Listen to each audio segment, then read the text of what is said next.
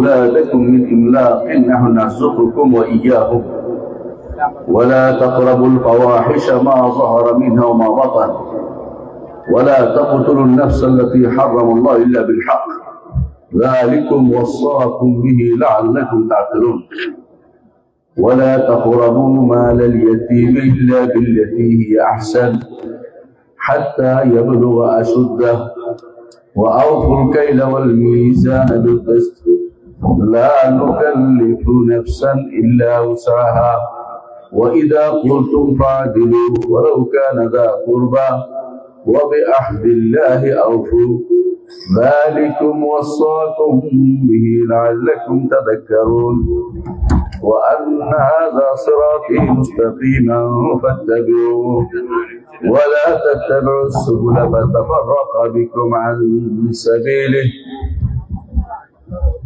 ذلكم وصاكم به لعلكم تتقون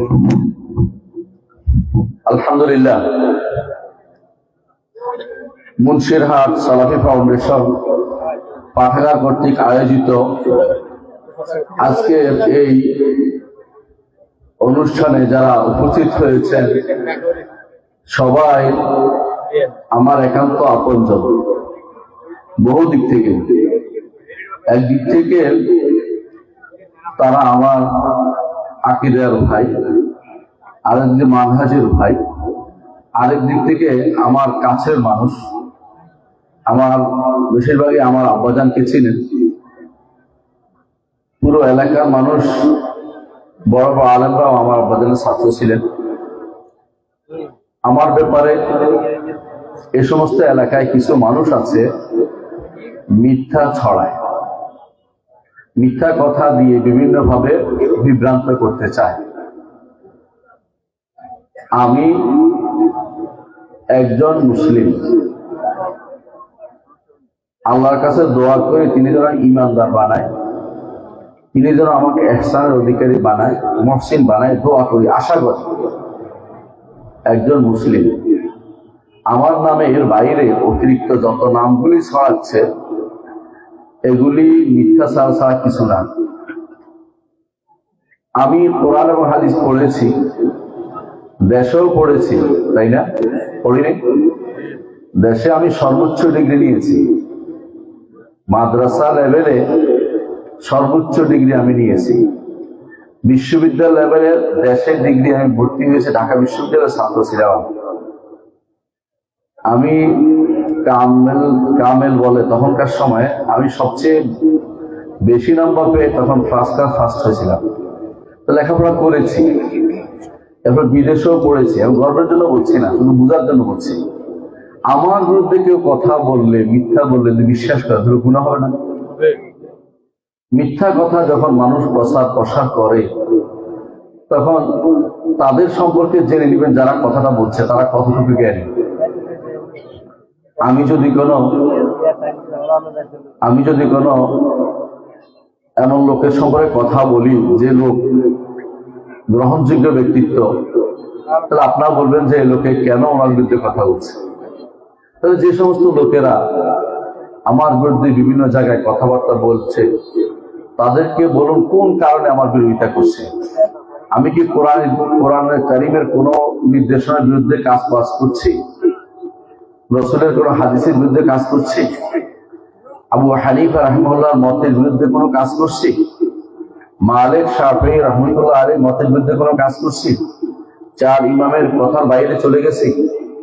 আমি কি 6 যে হাদিসের ইমাম আছে তাদের বাইরে গেছি? তাহলে যারা আমার নামে মিথ্যাচার ছড়াচ্ছে, বিভিন্ন জায়গায় কথা বলছে, তারা আল্লাহকে ভয় করা উচিত। আল্লাহকে ভয় করা উচিত। সুবহানাল্লাহ। আজকেই আমি গাড়িতে আসার সময় আমার উস্তাদ শেখ আব্দুর রাজ্জাক আল বাদর, নাম শুনে থাকবেন, মদিনার মসজিদ দারস দিতে। তার বাবাও আমার উস্তাদ শেখ আব্দুল মোহসেন আল বাদর, আমার উস্তাদ, দুজনেই আমার উস্তাদ। তার একটা দাস শুনতেছিলাম, সেটা হচ্ছে বলতেছে যে আমরা যখন মদিনায় তিনি বলে আমি মক্কায় আসছি, তিনি মক্কায় আসছিলেন। আসার পরে তিনি শুনতেছেন এক সাহাবী, তখন সাহাবী হন নাই, যে এখানে একটা লোক আছে, তাকে পাগলে পাইছে, মানে সে পাগল হয়ে গেছে।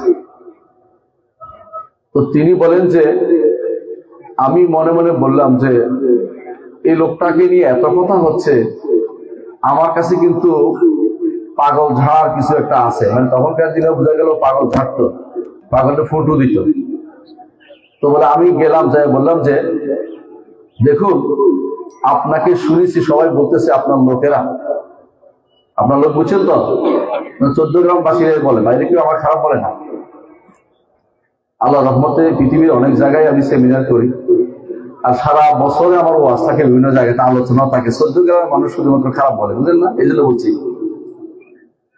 14 গ্রামের মানুষকে খারাপ বলে, কথা বলছি এই জন্য। তো আপনার লোকেরা আমার নবীকে বলতেছে যে আপনার লোকেরা আপনাকে পাগল বলে, আমি কিন্তু পাগল থাকতে পারি। যাওয়া বুঝলেন তো, ঝাড় দেওয়া, ফু দেওয়া। নবী সাল্লাল্লাহু আলাইহি ওয়াসাল্লাম একটা কথা বলেছেন যে শোনো, ইন্নাল হামদালিল্লাহ নাহমাদুহু ওয়া নাস্তাঈনুহু ওয়া নাস্তাগফিরুহু ওয়া নাউযু বিল্লাহি মিন শুরুরি আনফুসিনা ওয়া মিন সাইয়্যাতি আমালিনা মান ইয়াহদিহিল্লাহু ফালা মুদিল্লা লাহু ওয়া মান ইউদ্লিল ফালা হাদিয়া লাহু ওয়া আশহাদু আন লা ইলাহা ইল্লাল্লাহু ওয়াহদাহু লা শারীকা লাহু ওয়া আশহাদু আন্না মুহাম্মাদান আবদুহু ওয়া রাসূলুহু। আমি কিন্তু ওয়াজ করতেছি না, এটা রাসূলের হাদিসটা বর্ণনা করতেছি, আমি মনে করে ওয়াজ শুরু করতেছি। এই কথা বলার পরে লোকটা বলল, যিনি যখন ঈমান আনেন নাই, লোকটা বলল যে আবার বলেন তো।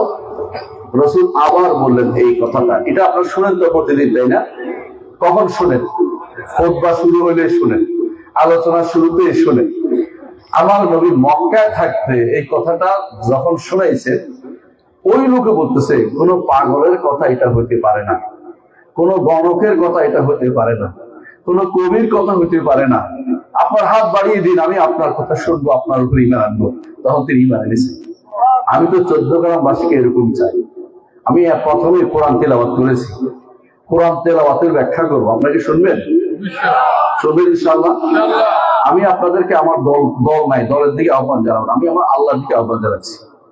আমি হাসরের দিন বলতে পারবো যে 14 গ্রামবাসীকে আমি বলেছি, আমি আমার আল্লাহর দিকে আহ্বান জানাচ্ছি, কোন পীরের দিকে নয়, কোন দলের দিকে নয়, কোন গোষ্ঠীর দিকে নয়, কোন মতবাদের দিকে আমি ডাকছি না।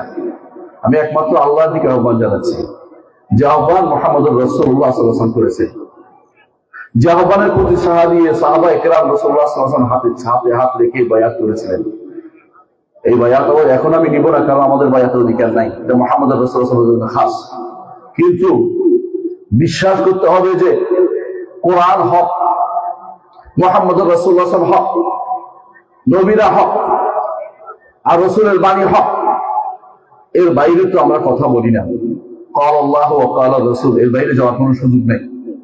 মানুষের গল্প, কোথায় কি গরুর ডাক দিছে, গরুর দড়ি ছেড়ে চলে আসছে, কোথাও ব্যাঙ চলে আসছে, কোথাও কোন বাইং মাছ চলে আসছে, কোথাও লাফ দিয়া গাছে উঠে গেছে। ওগুলি আমাদের দিনের অংশ না। মুহাম্মদুর রাসূলুল্লাহ সাল্লাল্লাহু আলাইহি ওয়াসাল্লাম তিনি ওয়াজ করতেন না? করতেন। সাহাবায়ে কেরাম কেউ কি প্যান্ডেলের উপরে উঠে গেছে, লাফ দিয়ে পড়ছে, ডিগবাজি খাইছে? তো আপনারা কেন এগুলি অবিশ্বাস করেন? কি করে এগুলি কি করে আপনারা বলতেছেন এগুলি কারামত বলতেছেন, এগুলি বড় ওলি আল্লাহ বলতেছেন? কেন আপনারা বুঝেন না কেন? যে কাজ আমার নবীর সময় দিন হয় নাই, কিয়ামত পর্যন্ত এটা দিন হবে না। এটা আমার কথা নয়, মালিক ইবনে আনাস রাহমাতুল্লাহ আলাইহি বলেছেন, যা মুহাম্মদুর রাসূলুল্লাহ সাল্লাল্লাহু আলাইহি ওয়াসাল্লামের সময় দিন হয় নাই, কিয়ামত পর্যন্ত এটা দিন হবে না। যে সমস্ত কথা আজ বানিয়ে বানিয়ে বললে আপনাদের ভালো লাগে, ওই সমস্ত কথা শুনে আপনাদের এগুলি আমানতের খেয়ানত হবে। আবার আপনি যদি বলেন, রাসূলুল্লাহ সাল্লাল্লাহু আলাইহি ওয়াসাল্লাম বলেছেন, কাফা বিল মারই কাযিবান আন ইউহাদ্দিসা বিকুল্লি মা সামিআ। একজন মানুষের জন্য মিথ্যাবাদী হওয়া যথেষ্ট, অর্থাৎ মিথ্যাবাদী সে যা শুনে তাই বলা, এটা বাস্তবতা আছে কিনা তা পরীক্ষা না করে বলে বেড়ানো, এটা মিথ্যাবাদী হওয়া যথেষ্ট। আমার নামে যা যা বলেন একজন আরেকজনকে বলবেন, মিথ্যাবাদী হবেন। আর মিথ্যাবাদী হলে আপনি আমাকে ছেড়ে দেবেন, আমি আপনাকে ছেড়ে দেবো না। আল্লাহ তাআলা বলছেন, ওয়াল্লাযীনা ইউযুনাল মুমিনিনা ওয়াল মুমিনাতি বিগাইরি মা ইকতাসাবু ফাকাদ ইহতামালু বুহতানা ওয়া ইসমান মুবিনা। যারা ঈমানদার নারী পুরুষদেরকে বিনা কারণে মিথ্যাচার করে, তাদের বিরুদ্ধে কথা বলে কষ্ট দেয়, আল্লাহ তাআলা বলেন ফাকাদ ইহতামালু বুহতানা, তারা অপবাদকে কাছে নিয়েছে, অপবাদকে কাঁধের উপর তুলে নিয়েছে, ওয়া ইসমান মুবিনা, বড় ধরনের গুনাহ তাদের কাঁধে তুলে নিয়েছে। আমি ঈমান এনেছি, ঈমানদার দাবি করতে পারি না। কারণ আপনারা জানেন, কোন ব্যক্তি সরাসরি নিজেকে ঈমানদার দাবি করতে পারে না, বলতে হয় মুসলিম। মুসলিম হয় ঈমানদারের জন্য বলতে হয় আশাবাদী যে আল্লাহ আমাকে ঈমানদারের অন্তর্ভুক্ত করবেন। আমি ঈমান এনেছি, আশাবাদী যে আল্লাহ আমাকে ঈমানদার অন্তর্ভুক্ত করবেন। কারণ ঈমানদার বলা হচ্ছে জান্নাতি, মুহসিন হচ্ছে জান্নাতি। মুসলিম তার জান্নাতে যাবে আল্লাহর রহমতে, দয়ায়, এবং কখনো কখনো জান্নাতে যাবে সুপারিশের মাধ্যমে। নবীরা সুপারিশ করবেন আল্লাহর অনুমতি ক্রমে, নেককার বান্দারা সুপারিশ করবে আল্লাহর অনুমতি ক্রমে। অনুমতি না হলে কেউ সুপারিশ করবে না। যে সুপারিশের আশায় আজ 14 গ্রামের মানুষ বসে আছে, কেউ অমুক স্তরের অনুসারী, কেউ অমুক স্তরের অনুসারী, এরা বিভ্রান্ত হচ্ছে, এদেরকে বিক্রি করে খাওয়া হচ্ছে। এরা বুঝে না এই সুপারিশের অধিকারী আল্লাহ তাআলা কাউকে করে দেন নাই। আল্লাহ বলে দিয়েছেন কুল্লিল্লাহি শাফাআতু জামিআ, হে নবী আপনি বলুন যাবতীয় সুপারিশের মালিক হচ্ছে আল্লাহ তাআলা। তিনি যাকে অনুমতি দিবেন শুধু তিনিই সুপারিশ করবেন। সুপারিশ কে করবে বলেন তো? সুপারিশ করবে নবীরা। সবার আগে সুপারিশ করবেন মুহাম্মদুর রাসূলুল্লাহ সাল্লাল্লাহু আলাইহি সাল্লাম। হাসরের মাঠে আর কোনো সুপারিশ হবে না। হাসরের মাঠে একমাত্র সুপারিশ করবেন মুহাম্মদুর রাসূলুল্লাহ সাল্লাল্লাহু আলাইহি ওয়াসাল্লাম। তিনি শুধু হাসরের মাঠে সুপারিশ করবেন। সেদিনের একমাত্র যার পিছনে সমস্ত মানুষ চলবে, সমস্ত নবীরা হাঁটবে, তিনি হচ্ছেন মুহাম্মদুর রাসূলুল্লাহ সাল্লাল্লাহু আলাইহি ওয়াসাল্লাম। তবে তিনি সুপারিশ শুরু করে দিবেন না। তিনি কি বলবেন? আনা লাহা, আনা লাহা, আমি এই সুপারিশের জন্য আছি, আমি এই সুপারিশের জন্য আছি। তিনি যাবেন, তিনি বলছেন, নিজেই বলছেন ফাআযহাবু ওয়া আখাযু তাহতাল আরশি সাজিদান, আমি যাব এবং আরশের নিচে সিজদায় পড়ে যাব। আমার নবী আরশের নিচে সিজদায় পড়ে যাবেন। ফা ইয়াফতাহুল্লাহু আলাইয়া মিনাল মাহামিদি মা লা উসিল আরদ, আল্লাহ আমার জন্য এমন সব প্রশংসা ঢেলে দিবেন সেদিন, বলার জন্য প্রশংসা অন্তরে ঢেলে দিবেন, যে এগুলি দিয়ে আমার প্রশংসা করো। আমি তখন সেগুলি দিয়ে তার প্রশংসা করব। আল্লাহ তখন খুশি হয়ে বলবেন ইরফা রাসাকা ইশফা তুশাফা, আপনি মাথা উঠান হে নবী, আপনি সুপারিশ করেন, আপনার সুপারিশ গ্রহণ করা হবে। আপনি চান, আপনাকে দেয়া হবে। অনুমতি ব্যতীত কেউ সুপারিশ করবে না। মান যাল্লাযী ইয়াশফাউ ইনদাহু ইল্লা বিইজনি, এমন কি আছে যে অনুমতি ব্যতীত আল্লাহর কাছে সুপারিশ করে? কেউ সেটা করতে পারবে না। অনুমতি ব্যতীত সেদিন কেউ থামতে পারবে না, সেদিন কথা বলতে পারবে না। আল্লাহর অনুমতি নিয়েই শুধু কথা বলতে হবে।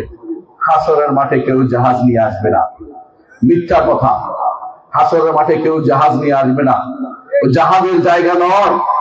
হাসরের মাঠ হচ্ছে এমন একটা মাঠ, সেখানে কারো কোনো লেখা নাই, অমুকের জায়গা লেখা নাই, পাহাড় পর্বত নাই, বাড়ি ঘর নাই, আকার কাইয়ের মতো একটা জায়গা, যেখানে সমান সমান্তরাল, দূরের কাছে মানুষ শুনতে পায়, সমান্তরাল শুনতে পাবে। সেই মাঠে সবাই দাঁড়িয়ে থাকবে 50,000 বছর। এই 50,000 বছর দাঁড়ানোর মধ্যে মানুষ দৌড়াদৌড়ি করবে কেন? ঘরমাক্ত হচ্ছে, ডুবুডুবু অবস্থায়। কেউ ডুবে যাচ্ছে, কেউ ডুবুডুবু অবস্থায় থাকবে, কারো হাঁটুর পরিমাণ, কারো নাক পরিমাণ, কারো কান পরিমাণ, ডুবছে উঠতেছে। কেন? কিসের মধ্যে? ঘামের মধ্যে। শুদ্ধ সেদিন মাথার উপর থাকবে। সেদিন একমাত্র এই বিপদ থেকে যিনি আল্লাহর কাছে সুপারিশ করতে পারবেন, তিনি হচ্ছেন মুহাম্মদুর রাসূলুল্লাহ সাল্লাল্লাহু আলাইহি ওয়াসাল্লাম। কিন্তু অনুমতি ব্যতীত কেউ সেদিন, আল্লাহ রাসূল নিজেও অনুমতি দিতে শুরু করবেন না। তিনি সিজদায় পড়ে যাবেন, আল্লাহ বলবেন যে আপনার মাথা উঠান, সুপারিশ করেন, আপনার সুপারিশ গ্রহণ করা হবে। আর কিছু কিছু মানুষ যদি বলে যে হাসরের মাঠে কেউ কাউকে পার করে দিবে, তাহলে দুর্ভাগ্য, আপনি বিশ্বাস করলে আপনি ঈমান হারা হবেন। মিথ্যা বিশ্বাস করছেন আপনি। আপনাকে কেউ বাঁচাতে পারবে না। দুনিয়ার বুকেও কেউ কাউকে বাঁচাতে পারেনি, আখিরাতেও আপনাকে কেউ বাঁচাতে পারবে না আল্লাহ ব্যতীত। আল্লাহ তাআলা কোরআনে কারিমে তার নবীকে বলছেন, ওয়া ইয়ানসাসকাল্লাহু বিদুররিন ফালা কাশিফা লাহু ইল্লা হু। আপনাকে যদি কোনো ক্ষতি স্পর্শ করে, তিনি ব্যতীত কেউ আপনাকে এই বিপদ থেকে উদ্ধার করতে পারবে না। আমার নবীর বিপদ হয়েছে কিনা? হয়েছে কিনা? নবুয়তের পরে, নবুয়তের আগে তো তিনি সবাই তুলু ছিলেন, সবাই ভালোবাসার পাত্র ছিলেন। নবুয়তের কথা বলা, হক কথা বলার পরে শত্রু হয়েছেন, হক কথা বলার পরে শত্রু হয়েছেন। হক কথা বলার পর আপনি শত্রু হবেন না, এটা ভেবে নিবেন না।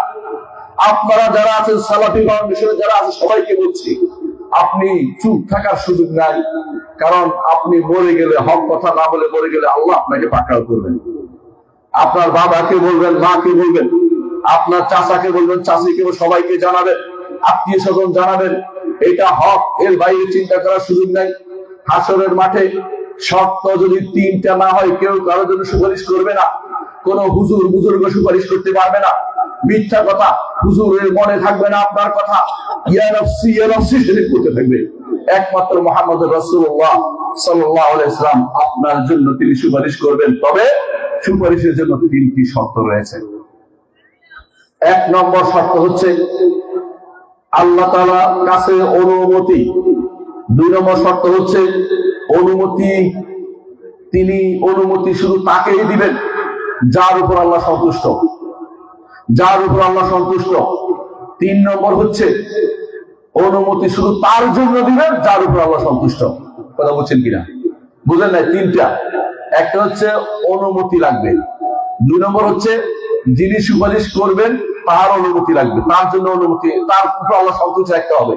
আর তিন নম্বর হচ্ছে যার জন্য সুপারিশ করবেন তার জন্য আল্লাহ কিছু সন্তুষ্টি থাকতে হবে। তিনটা শর্ত মুখস্থ রাখতে হবে আপনাদেরকে। সালাফি ভাইদেরকে বলছি, মানুষকে বোঝান, কোন ব্যক্তি কবরে কারোর জন্য কিছু নিয়ে আসবে না, কবরে প্রশ্ন উত্তর দিতে আসবে না। কোন ব্যক্তি কবরে প্রশ্ন উত্তর দিতে আসবে না। কবরে যখন তিনটি প্রশ্ন করা হবে, মান রব্বুকা ওয়া মা দীনুকা ওয়া মান নবিয়ুকা, এই প্রশ্নের উত্তর আপনাকেই দিতে হবে। এই প্রশ্ন উত্তর কেউ দিবে না। মৃত্যুর সময় যখন ফেরেশতা রূহ জান কবজ করতে আসবে, তখন পীর আসবে না, কোন মাজার ওলি আসবে না। আপনার সামনে ফেরেশতারাই আসবে। আপনার ঈমানের উপর নির্ভর করে তখন আযাবের ফেরেশতা অথবা আল্লাহর নেয়ামতের, আল্লাহর রহমতের ফেরেশতা দুটো একটা আসবে।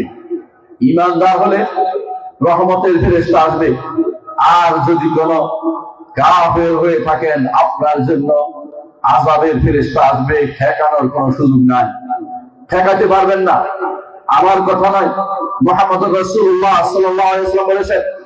আপনারা যদি মনে করে থাকেন আমি এটা নিজের থেকে বলছি, তা নয়।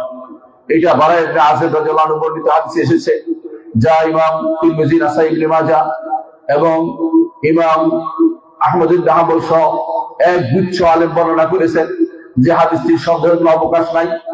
একজন মানুষ যখন মৃত্যুর সময় এসে যায়, তখন তার কাছে যে ঈমানদার হয়, মালায়েকাতুর রাহমা, রহমতের ফেরেশতা তখন আসেন। কি নিয়ে আসেন? জান্নাত থেকে তার জন্য সুগন্ধি নিয়ে আসেন, আর জান্নাত থেকে তার জন্য কাপড় নিয়ে আসেন। কাপড়ের কোন কাপড়? এটা রূহের জন্য কাপড়, আপনার দেহের জন্য নয়। রূহটা তখন তারা কোথায় থাকে? তারা মাদ্দাল বাসার, চোখে যত দেখা যায় অত দূরে থাকে। মৃত ব্যক্তির চোখের দূর তত বসে থাকে।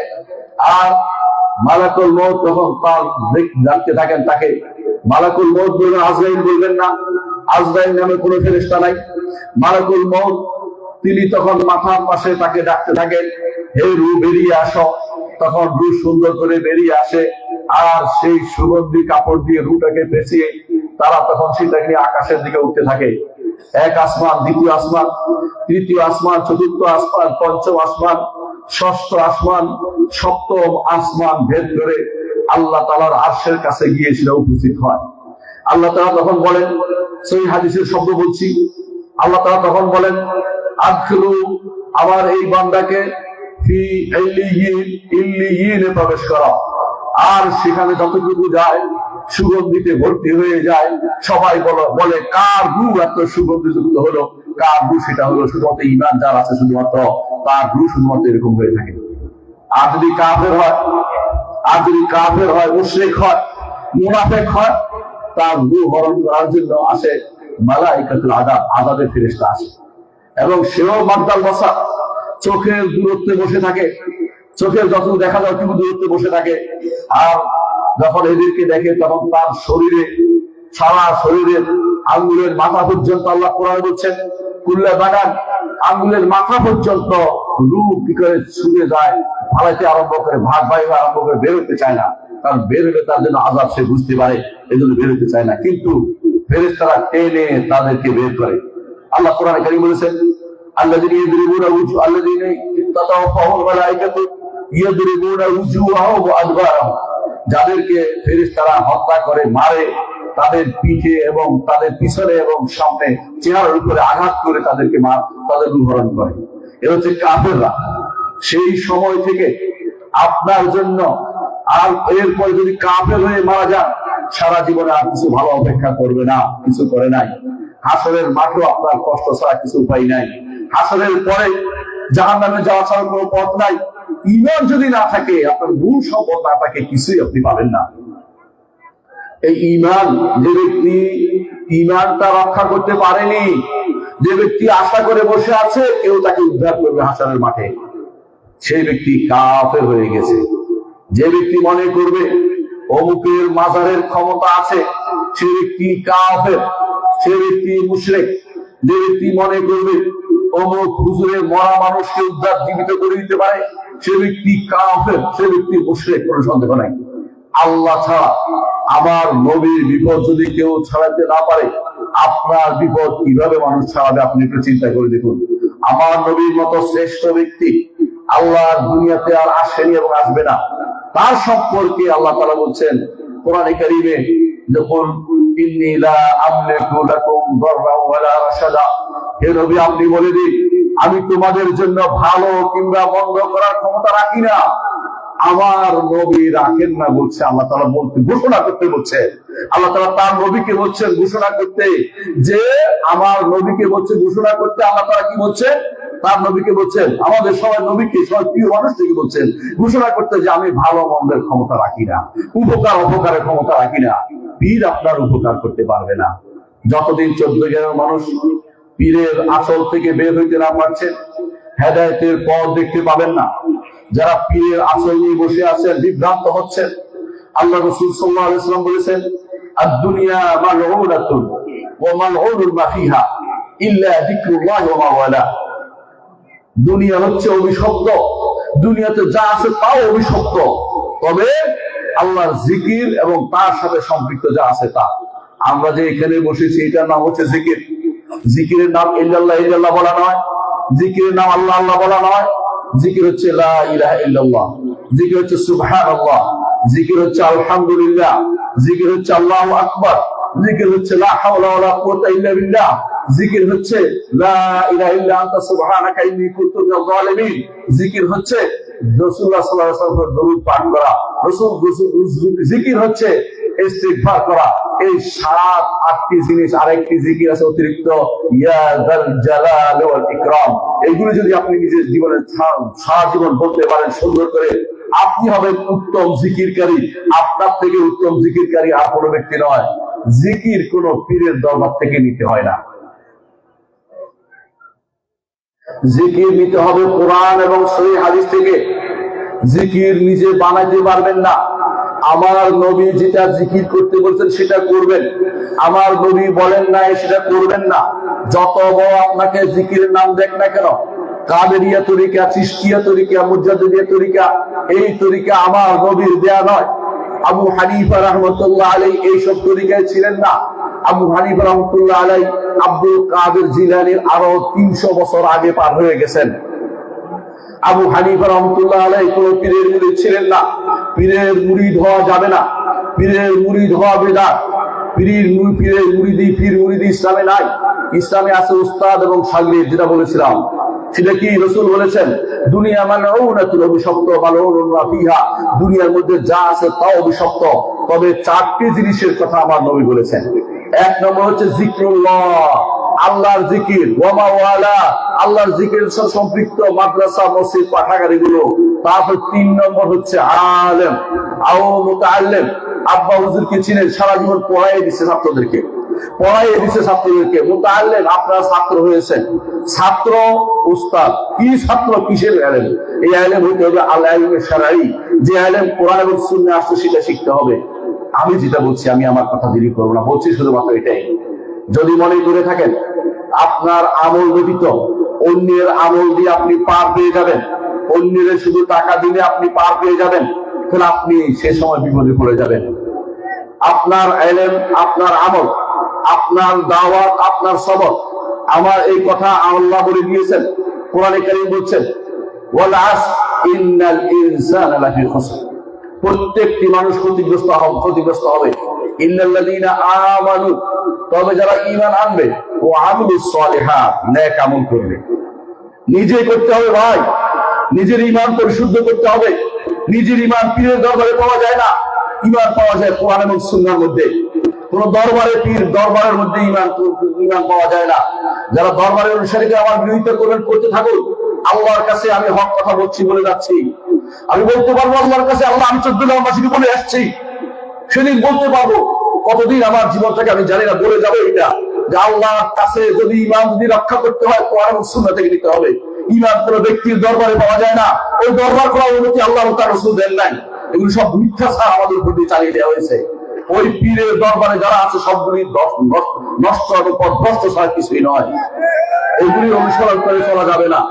আল্লাহর দ্বীনকে যদি মেনে চলতে হয়, কোরআন এবং সুন্নাহ থেকে নিতে হবে, আলেম এবং মুতাআল্লিম থেকে নিতে হবে। ছাত্র এবং শিক্ষক হন, কোরআনের ছাত্র হন, হাদিসের ছাত্র হন, ফিকহের ছাত্র হন, ফিকহের ছাত্র হন, ইমামদের ছাত্র হন। তথাকথিত কিছু মানুষের ছাত্র হবেন না যারা নিজের মন মতো করে ব্যাখ্যা দিচ্ছে সবকিছু।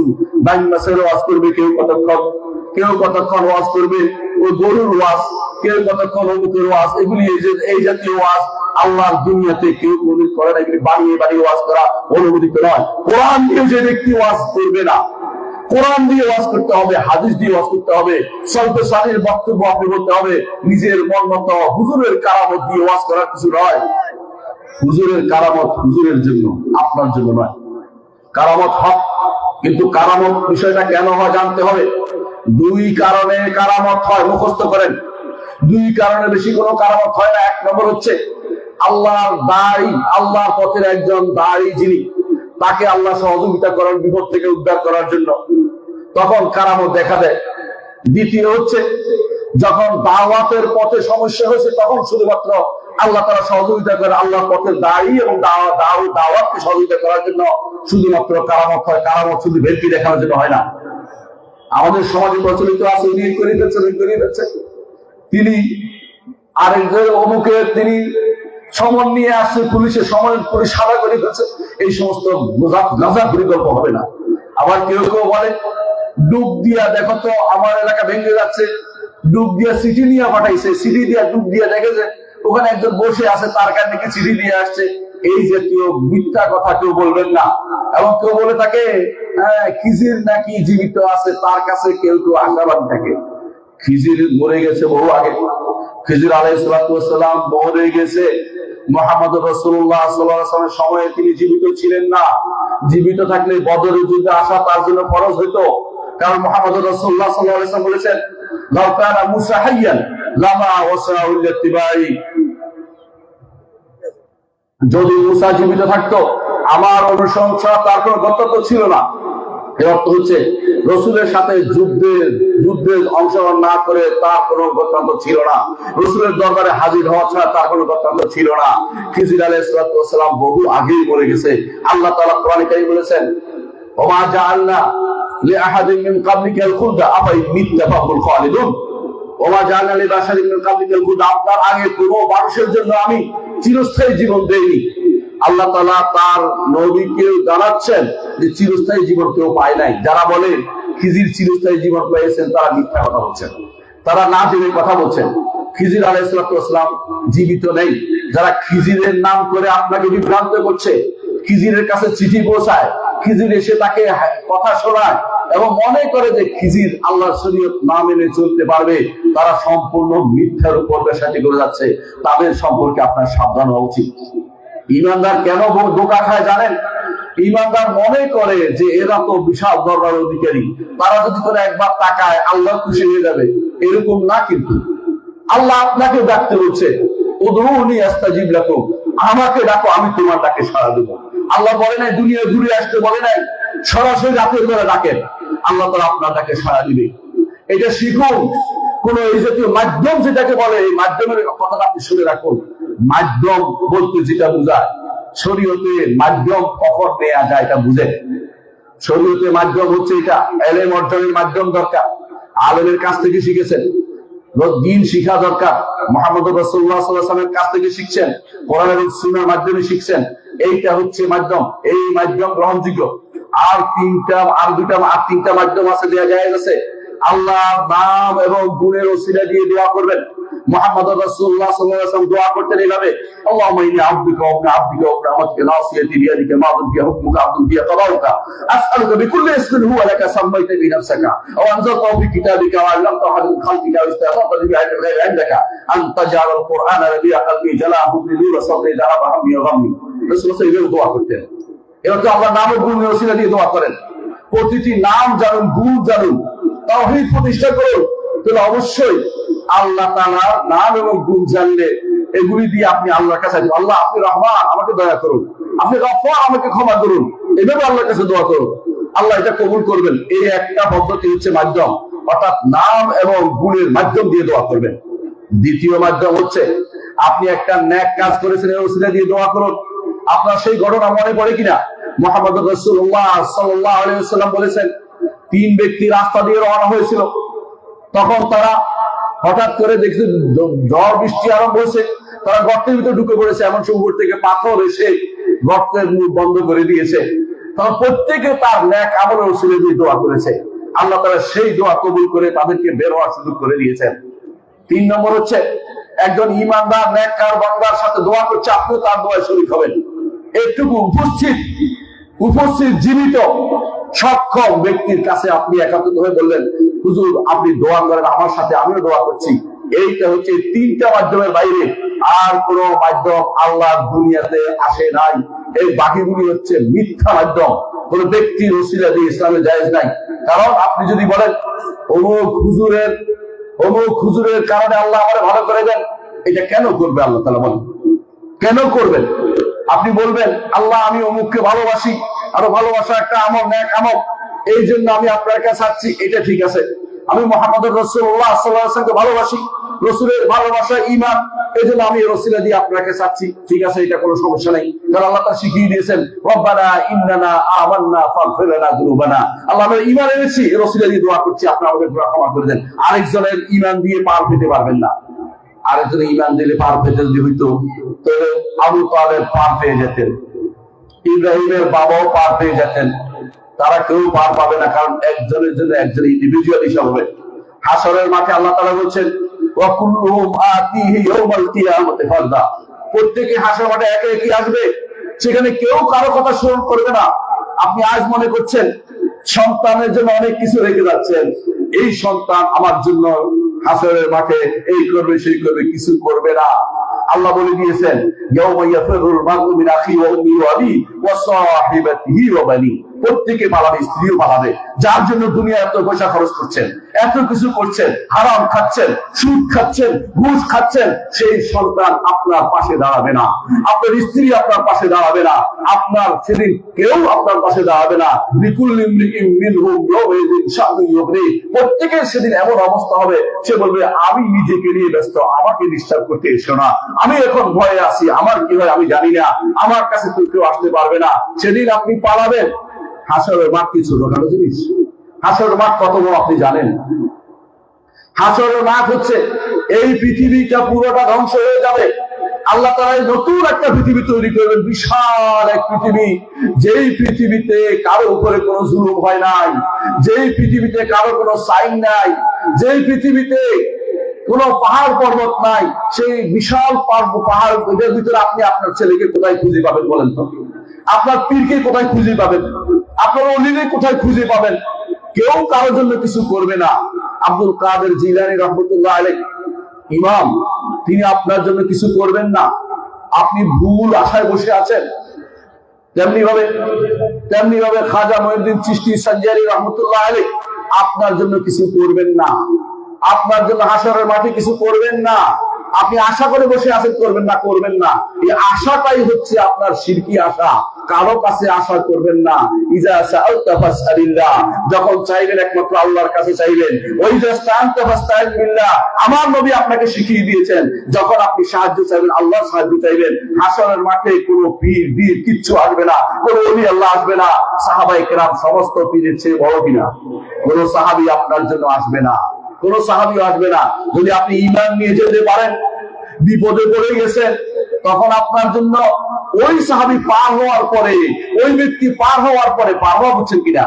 পার হওয়া বুঝেন নাই? হাসরের মাঠ থেকে পুলসেরাত দিয়ে পার হইতে জান্নাতে যেতে হবে।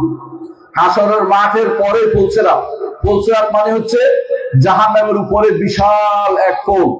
কতটুকু লম্বা বলতে পারবেন? এখান থেকে কক্সবাজার কয়েক লক্ষ কোটি কক্সবাজার। এইটা পার হইতে পারলে, যারা পার হয়েছে তারাই শুধুমাত্র তখন সুপারিশ করবে। হাসরের মাঠে কেউ আর সুপারিশ করবে না। আমার নবী হাসরের মাঠে শুধু সুপারিশ করবেন, শুধু বিচার শুরু হওয়ার জন্য সুপারিশ করবেন, কারো ক্ষমা মাফ পেয়ার জন্য সুপারিশ করবেন না। যখন পার হয়ে যাবে সবাই, তখন যারা আটকে পড়েছে, নিচে খাদে পড়ে গেছে, জাহান্নামে পড়ে গেছে, তাদের জন্য সুপারিশ করবে। আমার সাথে নামাজ পড়তো, আমার সাথে সালাত আদায় করতো, আমার সাথে সরকার করতো, আমার সাথে দাওয়াত দিত, আল্লাহর কাছে ইন্ডিভিজুয়ালি অমুকের জন্য আল্লাহ আমি সুপারিশ করতে চাই। আল্লাহ তাআলা অনুমতি দিবেন, তারপরে সুপারিশ করবেন। প্রত্যেকবারে সিজদায় পড়বেন আমার নবী। সহিহ মুসলিমের হাদিস দেখুন দয়া করে, আমি কোনো একটা কথা বানিয়ে বলছি না। প্রত্যেকবারে সিজদায় করে দোয়া চাইবেন, নবীর কাছে চাইবেন, আল্লাহর কাছে আস্তাগফিরুল্লাহ, আল্লাহর কাছে চাইবেন। আল্লাহ তাআলা তখন তাকে অনুমতি দিবেন, তারপর সুপারিশ করতে যেতে পারবে। যখন যে পার হবে সে পারবে। হাসরের মাঠে বাপ ছেলে কারোর জন্য কেউ সুপারিশ করবে না। কোন পীর তো দূরের কথা, পীর আপনার কথা মোটেই স্মরণ করবে না। আপনি আমাকে আজ টাকা দিয়ে ভরিয়ে দিল, আমার কাছে পকেট পুড়িয়ে দিল, সেদিন আপনার কোনো কাজ আমি করতে পারবো না। কারণ মুহাম্মদ রাসূলুল্লাহ সাল্লাল্লাহু আলাইহি ওয়াসাল্লাম তিনি স্পষ্ট ঘোষণা করেছেন, হে ফাতেমা বিনতে মুহাম্মদ, আমি হাসরের দিন তোমাকে উপকার করতে পারবো না। হে সফিয়া বিনতে আব্দুল মুত্তালিব, হে আমার ফুফি, আমি তোমার উপকার করতে পারবো না। তুমি জাহান্নাম থেকে নিজেকে বাঁচিয়ে নাও। প্রত্যেকেই ইন্ডিভিজুয়াল হিসাব হবে। ওই আপনি মনে করছেন গোষ্ঠীভুক্ত হয়ে পার হবে, তা কিন্তু না। গোষ্ঠীভুক্ত হয়ে পার হতে পারবেন না। আল্লাহ প্রত্যেকের হিসাব আলাদা নেবেন। মা বিকুম মিন আহাদিন ইল্লা ওয়া সাইয়ুকাল্লিমুহু রাব্বুহু লাইসা বাইনাহু ওয়া বাইনাহু তুরজুমান। আমার নবী বলছেন, তোমাদের প্রত্যেকের সাথে রবে কথা বলবেন, কোন অনুবাদক লাগবে না। আপনি হয়তো মনে করতে পারেন যে অনুবাদক দিয়ে অনুবাদ না, আল্লাহ তাআলা আপনার ভাষা বুঝেন, একই সাথে সবার সাথে তিনি কথা বলবেন। সুবহানাল্লাহ। দুনিয়ার বুক আমরা কি করি? ওই বেড়া থাম, একটু কথা বলেন একজনের সাথে, একজনকে থামিয়ে দিয়ে একজনের সাথে কথা বলেন না। আমার রব্বুল আলামিন হাসরের মাঠে প্রত্যেকের সাথে একান্তে কথা বলবেন। আর ঈমানদার, যিনি ঈমানের উপর পার হয়ে গেছে কিন্তু একটু গুনাহটা খাতা আছে, তাকে একান্তে ডেকে বলুন। কাউকে বলে নাই এই গুনাহ, নিজের গুনার কথা কাউকে বলে নাই, পীরকেও বলে নাই, কাউকে বলে নাই, ওলি আল্লাহ নামদারের কাছে বলে নাই, আল্লাহর কাছে শুধু কেঁদেছে। আল্লাহ তাআলা সেদিন তাকে ডাকবেন, সহিহ হাদিসে এসেছে, একান্ত ডেকে বলবেন, ও বান্দা, তুমি এই কাজ করেছো? বলে করেছি। দুনিয়ার বুকে তোমাকে গোপনে রেখেছিলাম, কাউকে বলে দেই নাই, আজকেও তোমাকে পার করে দিলাম, চলে যাও। আল্লাহু আকবার। আল্লাহ এইভাবে পার করে দিন ইমানদারকে। কিন্তু আপনি যাদের আশায় বসে আছেন, ওই তাদের আশায় বসে থাকেন, শিরকি আশা। ওই আশায় বসে থাকা যাবে না। কেউ আপনার জন্য কবরও যাবে না, হাসরের মাঠে কিছু করবে না। দয়া করে এইগুলি ছেড়ে দিন। এইগুলি যাদের মধ্যে আছে, আমি 14 গ্রামবাসীর জন্য বলবো, আপনাদের মধ্যে এই জিনিসটা সবচেয়ে ভয়াবহ রূপ আছে। আমি জানি অনেকেই আশা করে বসে আছেন, অমুক হুজুরের পিছনে হয়ে গেছি, হুজুর যদি দয়া করে দেয় তো বিশাল কিছু। নাউজুবিল্লাহ। হুজুর নিজের খবর নাই, নিজে পার হইতে পারবে না যদি আল্লাহ রহমত না হয়। কোন ব্যক্তি আল্লাহ রহমত ছাড়া সেদিন পার হইতে পারবে না। জান্নাতে যেতে হলে একমাত্র আল্লাহ রহমত ছাড়া কেউ পার হইতে পারবে না। কেউ হাসরের মাঠে কিছু নিয়ে আসবে না। মুরিদ হলে কিছু আপনার উপকার করতে পারবে না। আপনার জন্য দরকার হচ্ছে আলেমদের কথা শোনা, আলেম যিনি আছেন তার কথা শোনা। আব্বা হুজুরের কথা আপনারা শুনেছেন, এই জন্য অনেক কিছু জেনেছেন। এরকম যারা আলেমে দ্বীন আছে তাদের কথা শুনবেন। আর হুজুর মুরিদের সিস্টেম ইসলামের মধ্যে ছিল না, থাকবেও না। যারা এই জাতীয় কথা বলে আপনাকে মিথ্যা দিয়ে আপনাকে বিভ্রান্ত করছে, আপনাকে ধোঁকা দিচ্ছে, আপনি ধোঁকাগ্রস্ত হবেন না। এগুলো সব শয়তানের কাজ, আর কিছুই না। পীর মুরিদি শয়তানের ছাড়া কোনো কাজ ছিল না, পীর মুরিদি শয়তানের আঁকা ছাড়া কিছু ছিল না। দয়া করে এই সমস্ত কাজের মুরিদিকে জড়াবেন না, শিখে নেন। আপনাকে কতদিন আর ধোঁকা খাবেন, আপনাকে ধোঁকা দেওয়া হচ্ছে, এরা আপনার কিছু করতে পারবে না। এই কথা আপনার মনে রাখতে হবে সব সময়। আল্লাহ তাআলা কোরআনে কারীমে বলেছেন, আমি যে আয়াতগুলো পড়ছি এগুলো ব্যাখ্যা করে চলে যাবো ইনশাআল্লাহ। আল্লাহ তাআলা কি বলছেন কোরআনে কারীম শুনেন, আমি আয়াতগুলো অর্থ বলে আপনারা শুনেন। আল্লাহ তাআলা কি বলছেন, কোন হে নবী বলে দিন, তাআলা আতলু মা হারামা রাব্বুকুম আলাইকুম, আসো আসো তোমাদেরকে তেলাওয়াত করে শোনাবো। আমার নবীকে আল্লাহ বলছেন কোন, বলে দিন নবী যেন তেলাওয়াত করে শোনায়, নবী যেন তেলাওয়াত করে শোনায়। কি শোনাবে?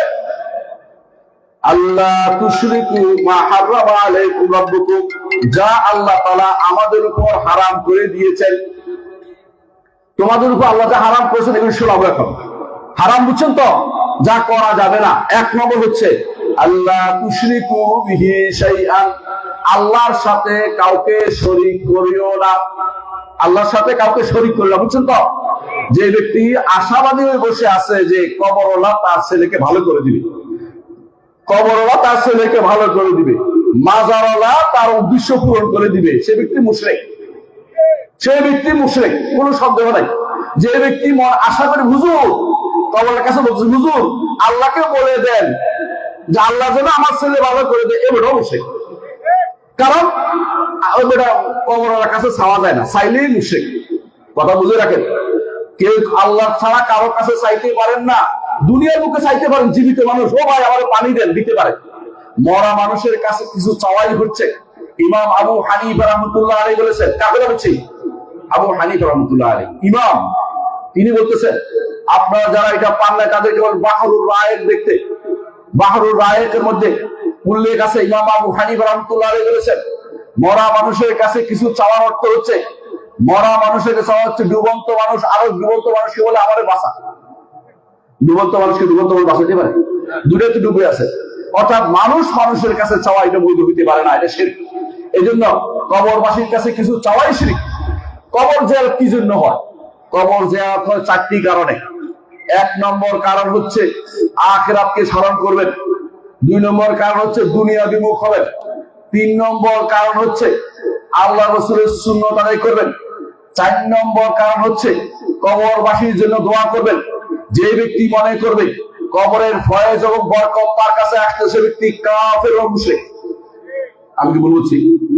বিশ্বাস করতেছেন না? সেই ব্যক্তি মুশরিক। কবর থেকে কিছু আসে না, কবরে কিছু দিতে হয়। কবররা বিপদে আছে, যত বড় ব্যক্তি হোক না কেন কবররা বিপদে আছে। মুহাম্মদ রাসূলুল্লাহ সাল্লাল্লাহু আলাইহি ওয়াসাল্লাম তিনি একদিন মা আয়েশা রাদিয়াল্লাহু আনহার ঘরে ছিলেন। হঠাৎ করে তিনি উঠে চলে গেলেন। আয়েশা রাদিয়াল্লাহু আনহা মনে করলেন যে বোধহয় অন্য স্ত্রীর ঘরে গেছে, নাউযুবিল্লাহ। মানে ধারণা আসলে মেয়েদের ধারণা আসতেই পারে। তো তিনি উঠে দেখলেন যে কোন দিকে যায়। দেখলেন রাসূলুল্লাহ সাল্লাল্লাহু আলাইহি ওয়াসাল্লাম তিনি বাকিতে চলে গেছেন। আপনারা যারা মদিনায় গেছেন তারা জানেন মসজিদ নববী থেকে বাকি খুব দূরে নয়, বাকির দিকে চলে গেছেন। আয়েশা রাদিয়াল্লাহু আনহা দৌড়ে দৌড়ে গেছে, পিছনে পিছনে কোন দিকে যায় দেখি, যায় দেখে যে বাকির ভিতরে ঢুকে গেছেন। তিনি দাঁড়িয়েছিলেন, এরপরে কোন দিকে কি করে দেখি। তিনি যায় দোয়া করছেন তার কবরবাসীদের জন্য, দোয়া করছেন। দোয়া করে ফিরে আসার সময় দেখছেন রাসূলুল্লাহ সাল্লাল্লাহু আলাইহি ওয়াসাল্লাম দেখলেন যে তার আগে ছায়ার মতো কি চলে যাচ্ছে, তিনি গায়েব জানতেন না। তিনি দৌড়ে চলে আসেন, আসে সাধারণত এইভাবে দৌড়ে আসলে হাঁপাতে আরম্ভ করেন। তিনি এসে শুয়ে পড়ছেন। রাসূল এসে বললেন যে হাঁপাচ্ছ কেন? আমি কি তোমাকে দেখছি আমার আগে কালো কালো একটা ছায়া দৌড়াচ্ছে, তুমি ছিলা? আয়েশা উত্তর করেন নাই। বল তুমি কিভাবে মনে করতে পারলে তোমার উপর জুলুম করা হবে? আজকে তো তোমার রাত্রি, আমি ওই লোকালে কেন যাব? আমাকে তো জিবরিল এসে বলেছেন, জিবরিল এসে বলেছেন আপনি উঠুন এবং যান কবরবাসীদের জন্য দোয়া করে আসুন। আমি এই জন্য কবরবাসীদের জন্য দোয়া করতে গিয়েছিলাম, আর কোথাও তো যাইনি, তুমি এখানে দৌড়াদৌড়ি করছো কেন? শিখিয়ে দিলেন মুহাম্মদ রাসূলুল্লাহ সাল্লাল্লাহু আলাইহি ওয়াসাল্লাম কবরবাসী দোয়া পাওয়ার যোগ্য, দোয়া দিতে পারে না, আপনার জন্য কিছু করতে পারে না।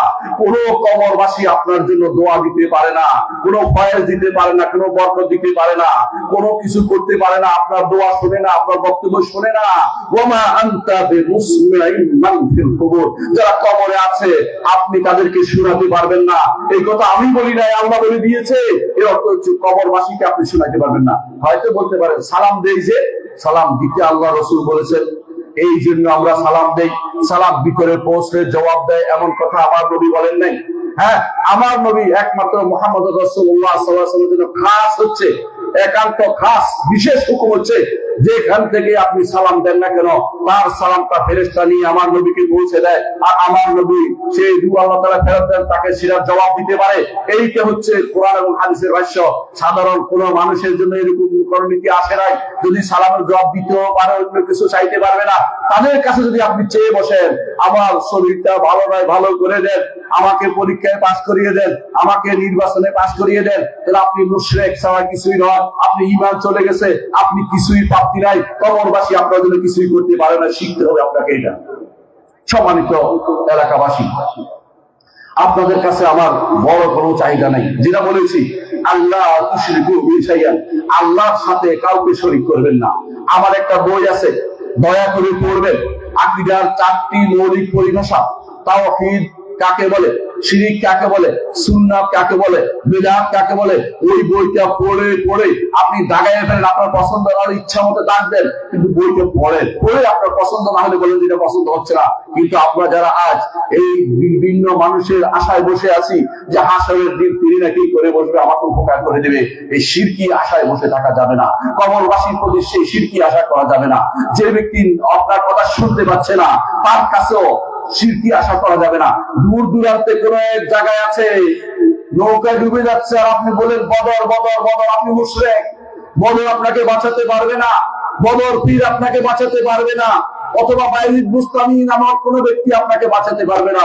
জীবিত মানুষও যদি দূরে থাকে, জীবিত মানুষও যদি দূরে থাকে, আপনার কথা না শুনে তাকে ডাকলেও শিরিক হয়ে যায়। যে অক্ষম তাকে ডাকলেও শিরিক হয়ে যায়। অর্থাৎ যিনি আপনার কথা শুনে না তাকেও ডাকতে পারবেন না, মৃত মানুষকেও ডাকতে পারবেন না। আপনাকে ভিতর জীবন্ত উপস্থিত সক্ষম তাকে শুধু বলতে পারবেন যে আমাকে পানি দাও বা আমাকে চা দাও বলতে পারবেন, কিন্তু হাওয়া বাতাসে কাউকে বলতে পারবেন না অমুক পীর সাহেব, অমুক আল্লাহর ওলি আমাকে বাঁচান, অমুক গাউস, এইটা আমাকে বলতে পারবেন না। গাউস শব্দের অর্থ হচ্ছে মহা উদ্ধারকারী। দুনিয়ার মানুষকে কে উদ্ধার করে বলেন তো? আর যদি আপনি মনে করেন যে আরেকজন গাউস আছে, আপনি মুশরিক, কাফতা মুশরিক। কোন গাউস শব্দ কোরআনে আসে, হাদিসে আসে না। এরপর যদি মনে করেন গাউস আজম নামে কোন ব্যক্তি আছে, তো আপনি ইমান মোটেই নেন। বুঝলেন কিনা? আপনি কত রকম গাউস আজম মানে মহা মহা উদ্ধারকারী। হ্যাঁ, আপনাকে উদ্ধার করার মালিক হচ্ছে একমাত্র আল্লাহ তাআলা। হ্যাঁ, জীবিত মানুষ যারা আছে তারা আপনাকে খাদে বললে উঠে যেতে পারে, কোনো সন্দেহ নাই, কিন্তু মরা মানুষ আপনাকে উদ্ধার করবে আশায় বসে থাকলে আপনি মুশরিক, আপনার ঈমান চলে গেছে। যেটা বলছে যে আল্লাহ তাআলা বলছেন, এক নম্বর কথা কি, আল্লাহ তুশরিকু বিহি শাইআন, আল্লাহর সাথে কাউকে শরীক করা যাবে না। 2 নম্বর হচ্ছে ওয়াবিল ওয়ালিদাইনি ইহসানা, পিতা মাতার প্রতি সর্বোচ্চ সুন্দর ব্যবহার করতে হবে। এমনকি যদি কাফের হয় তাদের সাথে সুন্দর ব্যবহার করতে হবে, মুশরিক হলেও তাদের সাথে সুন্দর ব্যবহার করতে হবে। পিতা মাতার প্রতি সর্বোচ্চ সুন্দর ব্যবহার করে যেতে হবে। ওয়ালা তাকতুলু আওলাদাকুম মিন ইমলাক, কোন সন্তানকে খাবার দিতে পারবো না বলে হত্যা করো না। যারা আজ সন্তান আসার পর বন্ধ করে রাখছে, বিভিন্ন উপায় আবিষ্কার করেছে, এরা কিন্তু ভয়াবহ গুনার মধ্যে লিপ্ত রয়েছে, কবিরা গুনাহ। কেন কবিরা গুনাহ? আমাদের পূর্বপুরুষরা যদি কোন, এখন যত বরকত হয় জমির মধ্যে এত বরকত পায় নাই। সারা বছরে ধান হইতে অল্প একটু, এটা নিয়ে কোনো রকম চলতো। তারপরে সন্তান সন্ততি বেশি ছিল। সন্তান সন্ততি বেশি থাকলে লাভ হচ্ছে এটা যে এই সন্তান, কোন সন্তান আপনার উপকারী হবে আপনি বলতে পারবেন না। সন্তান সন্ততি বেশি হওয়া দরকার। এইটা মত যারা বন্ধ করছে, আল্লাহর কোরআন বিরোধী কাজ তারা করছে। যারা বলবে ছেলে হোক মেয়ে হোক 2টি সন্তানই যথেষ্ট, কোরআন বিরোধী কথা বলছে। একটি হলেই কম নয়, এরা মিথ্যা কথা বলছে। আল্লাহ দেয়া সন্তান নেওয়ার চেষ্টা করুন। ইউরোপ আমেরিকাতে সন্তান হলে টাকা দেয়, আর আপনাকে তারা সন্তান বন্ধ করার জন্য টাকা দিচ্ছে। আপনি কি বুঝতে পারেন না? মুসলিমদের সংখ্যা গরিষ্ঠতা যেন না হয়, তারা আপনার বিরুদ্ধে, মুসলিমদের বিরুদ্ধে ষড়যন্ত্র লিপ্ত করার জন্য এগুলি আবিষ্কার করেছে। তথাকথিত ব্রাকের যে সমস্ত গ্রুপগুলি আছে, ওদেরকে জেনে রাখা উচিত। নাইট উপাধি পাওয়ার জন্য রানীর সামনে হাঁটু গেড়ে বসেছিল যে ব্যক্তি, সে ব্যক্তি মুসলিমদের কাতারের মানুষ নয়। আমি কারো নাম ধরে বলে বুঝার চেষ্টা করুন যে এরা কেন কারণ তারা জন্মহার কমানোর জন্য বিভিন্ন পয়তারা করেছে। তারা মুসলিমদের জন্মহার ছিল 11%, কমিয়ে সেটাকে 4% করা করেছে। এত বড় জঘন্যতম অপরাধ তারা করেছে মুসলিমদের সংখ্যা কমানোর জন্য। অথচ আল্লাহ বলছে ওয়ালা তাকতুলু আওলাদাকুম মিন ইমলাকিন, কোন খেতে দিতে পারবো না বলে সন্তানদের হত্যা করো না। নাহনু নারযুকুকুম ওয়া ইয়্যাহুম, আমরা তাদেরকে রিজিক দেই, তোমাদেরকে রিজিক দেই। অন্য আয়াতে বলছেন তোমাদেরকে রিজিক দেই, তাদেরকে রিজিক দেই। আরেক আয়াতে বলছেন তাদেরকে রিজিক দেই, তোমাদেরকে রিজিক দেই। অর্থাৎ সবার রিজিক কার কাছে? আল্লাহর কাছে। ওমা মিন দাব্বাতিন ফিল আরদি ইল্লা আলাল্লাহি রিজকুহা, জমিনের বুকে রিজিক আপনি দেন মনে করলে আপনি তো মুশরিক হয়ে যাবেন। আপনার মাধ্যমে আল্লাহ রিজিকের ব্যবস্থা করেন, আপনার দ্বারা আল্লাহ রিজিকের ব্যবস্থা করেন। অনেক প্রাণী আছে কোন মাধ্যম ছাড়াই রিজিক পাচ্ছে। সমুদ্রে যে সমস্ত প্রাণী আছে, এক একটা প্রাণী এক একটা তিনি যে খাবার খায়, বড় খাবার খায় না, ছোট মাছ খায়, 7 টন 8 টন এক একটা জিনিস প্রতিদিন খায়, এই খাবারের জোগাড়ের ব্যবস্থা আমার আল্লাহ তাআলা করে দেন। আর আপনি মনে করছেন যে আপনি রিজিকের ব্যবস্থা করবেন। এইগুলি হচ্ছে ভয়াবহ ভণ্ডামি, ভয়াবহ মিথ্যাচার, ভয়াবহ পথভ্রষ্টতা, কিছুই নয়। আল্লাহ নির্দেশের বিরুদ্ধে সরাসরি নামা, অথচ কথা বলার কেউ নেই। আল্লাহ তাআলা এখন বলছেন ওয়ালা তাকরাবুল ফাওয়াহিশা মা যাহারা মিনহা ওয়া মা বাতান, আর অশ্লীলতার কাছেও যেও না, যা প্রকাশ পেয়েছে এবং যা গোপন রয়েছে। প্রকাশ পেয়েছে কি? এই যে এইটা প্রকাশ পেয়েছে, ঠিক না? টিভিটা প্রকাশ পেয়েছে না? ভারতীয় যে সমস্ত জিনিস আগে আসতো আল্লাহ তাআলা এখন হয়তো মুক্ত করেছে, আমি জানি না। আমাদের কোনো টিভি নাই, জানিও না, না টিভি দেখার কোনো দরকারই নেই। আমি মনে করি যারা সহিহ মানহাজের উপর আছেন, আকীদার উপর আছেন, তাদের বাসায় কোনো টিভি রাখবেন না, টিভির কোনো দরকার নেই।